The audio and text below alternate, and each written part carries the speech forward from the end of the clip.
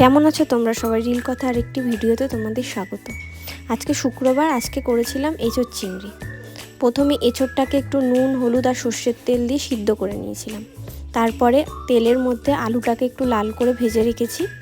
তার উপর একটু তেল দিয়েছি, দিয়ে তার মধ্যে দিয়েছি গোটা জিরে, শুকনো লঙ্কা, তেজপাতা আর গরম মশলা ফোড়ন।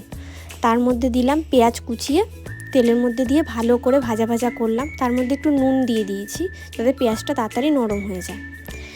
পেঁয়াজ ভাজা হয়ে যাওয়ার পর ওর মধ্যে দিয়েছি একটু চিনি দেওয়ার পর তারপরে দিয়েছি পেঁয়াজ, আদা, রসুন, টমেটো, কাঁচা লঙ্কা পেস্ট দিয়ে ভালো করে কষিয়েছি যতক্ষণ না তেল বেরিয়েছে।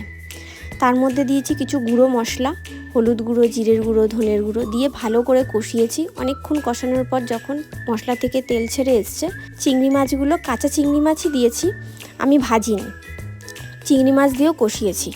কষানোর পর তারপরে এঁচোড় আর আলুটা দিয়ে একটু কষিয়ে যখন তেল ছেড়ে এসছে তখন তার মধ্যে একটু জল দিয়ে দিয়েছি। জল দিয়ে একটু ফোটার পরেই ওর মধ্যে দিয়ে দিয়েছি গুঁড়ো গরম মশলা আর ঘি। ব্যাস, আমাদের এঁচোড় রান্না তৈরি। তোমরা অনেকেই আমার ভিডিও দেখছো কিন্তু সাবস্ক্রাইব করছো না, প্লিজ সাবস্ক্রাইব করে নিও। আর আমার ভিডিওগুলো কেমন লাগছে কমেন্ট বক্সে অবশ্যই জানিও, লাইক করো। দেখা হবে আবার পরের ভিডিওতে। ততক্ষণ সুস্থ থেকো, ভালো থেকো, টাটা।